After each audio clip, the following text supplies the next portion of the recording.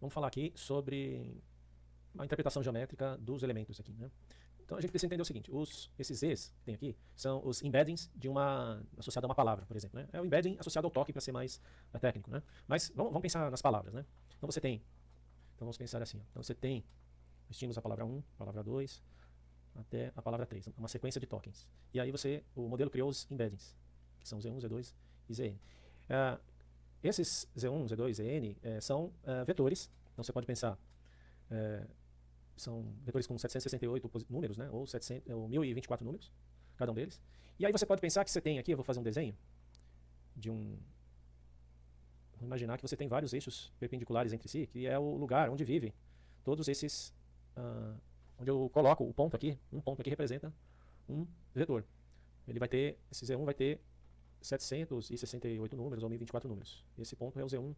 Aí você vai ter, digamos, o Z2 aqui. Vai ter os seus números aqui. E aí, aqui que é a origem, né? Aqui é a origem do sistema de coordenadas, onde vive esses pontos. E você pode criar esse desenho aqui, que é uma seta. Isso aqui também você pode falar que é a representação do vetor Z1. Essa aqui é a representação geométrica do vetor Z2. Aqui. Então, o que pode acontecer é o seguinte. Então vamos imaginar os vetores nesse espaço, né, que são setas. Então tem a origem aqui, a origem. Aí, vou desenhar aqui melhor, né? Aqui é o ponto Z1, isso aqui é o vetor Z1. O que pode acontecer é que o vetor Z2 pode estar numa direção completamente oposta. E esse ângulo aqui vai ser grande. Θ é grande. Ou pode acontecer, né, dos dois pontos estarem um próximos do outro aqui. Z1 e Z2, aí você vai ter o vetor. Esse aqui é o vetor Z1, esse aqui é o vetor Z2. E aí esse ângulo θ é pequeno. Então aqui você tem ângulo grande. Aqui você tem um ângulo, o ângulo é pequeno. Ângulo pequeno. E então, como que você mede esses ângulos, né? Então, se você tem os vetores Z1 e Z2, basta fazer o produto escalar deles, que você tem uma noção do ângulo, né? Porque Z1 escalar Z2, conforme a gente viu lá, é a norma do 1, a norma de Z1, a norma de Z2, que multiplica o cosseno entre eles. Né? O cosseno entre eles.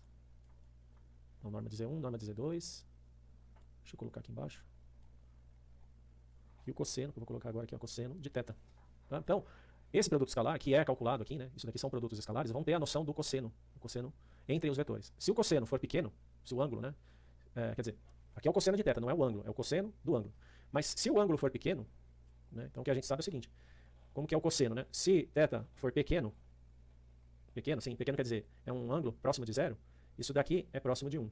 Quando θ for 0, né? Quando ele for 0 mesmo, então cosseno de 0 é 1. Para cossenos, para um θ pequeno, próximo de 0, então é perto do 1.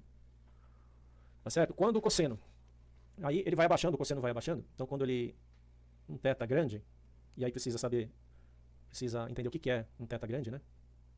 Aqui no caso, ele vai se aproximando a 0. E θ grande quer dizer, né, θ pequeno é próximo de 0. E θ grande, vamos colocar aqui, ó. Então, θ pequeno é alguma coisa próximo de 0. Agora, θ grande quer dizer que é próximo de 90 graus. Tá?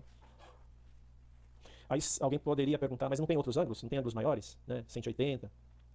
Aí o cosseno começa a ficar negativo, e ele vai no máximo, o máximo que ele pode ir do negativo é menos 1, que é cosseno de 180. E o que interessa é o seguinte, o que interessa é sobre essa perspectiva de máximos ou mínimos. Né? Então aqui, você pode pensar assim, ó, não no cosseno, mas no módulo de cosseno. Então, em módulo, porque o cosseno, se for 180, perto de 180, ele dá menos 1. Então, o que interessa é os valores máximos que ele atinge. Se ele atingir, que é o máximo que pode atingir, de um lado, do lado positivo é 1, do lado negativo é menos 1. Então, o que a gente quer entender é sobre essa perspectiva dos máximos que ele atinge. Quais os valores máximos? Tanto do máximo, os extremos, né, valores extremos. Então, o valor extremos que ele atinge é próximo de 1 e próximo de menos 1. E os menores valores que ele pode atingir é 0. Quando acontece isso, quando o ângulo é 90 graus. Também tem 270, também ele atinge, né, quando tiver o θ for 270, próximo 270, ele também atinge valores próximos de 0 também. Né? Mas a ideia é isso. Por que devemos olhar sobre essa perspectiva, né? O cosseno, né? Ou seja, o produto escalar.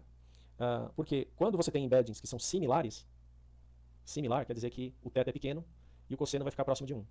Como que você faz isso? Você calcula o produto escalar, porque o produto escalar dá a informação sobre o cosseno de θ. Não dá θ, mas cosseno de θ. Então, quando você tiver ângulos pequenos, então o cosseno de θ vai ser próximo de 1. Quando você tem ângulos grandes, o cosseno de θ vai ficar próximo de 0. Isso quer dizer, então se você tiver dois embeddings que são similares, o cosseno de θ vai dar 1. Se não for similar, se for muito distante uma coisa da outra, os embeddings, então vai dar próximo de 0.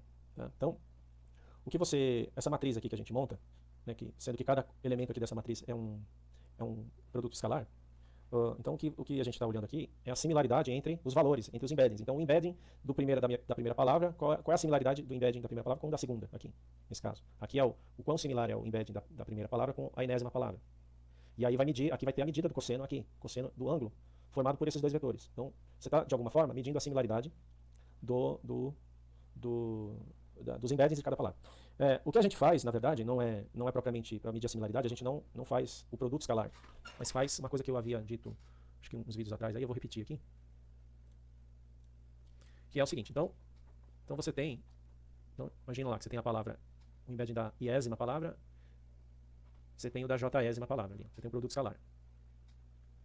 Então isso é a norma do vetor do embedding i, a norma do vetor, né? A norma, tem vários tipos de norma, né? Mas aqui é usada, aqui é L2, né? Nesse caso aqui de produto escalar é usado a norma L2, que basta você pegar todos os números do vetor aqui, do embedding, elevar ao quadrado e somar eles, todos eles ao quadrado e somar, e depois você extrai a raiz, né? É isso que é a norma do vetor.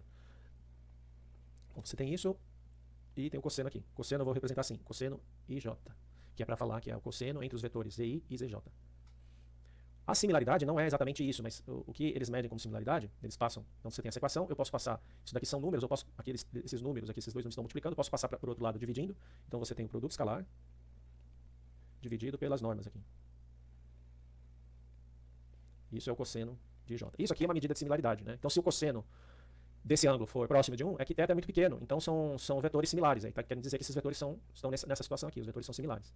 Se o ângulo for grande, ou seja, se isso aqui aproximar de 0, quer dizer que são representações que não são similares.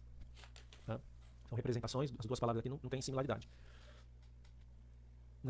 Bom, é isso. O que mais que eu tinha para falar aqui? Acho que era isso.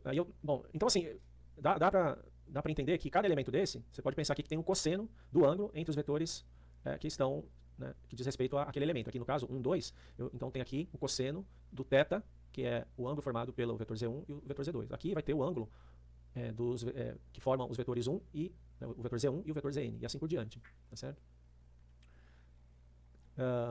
Então, o próximo vídeo eu vou avançar, acho que eu vou falar agora acho que já estamos aptos para falar dessa expressão aqui, então vamos falar agora, próximo vídeo eu vou falar sobre as coisas que são usadas nessa fórmula aqui.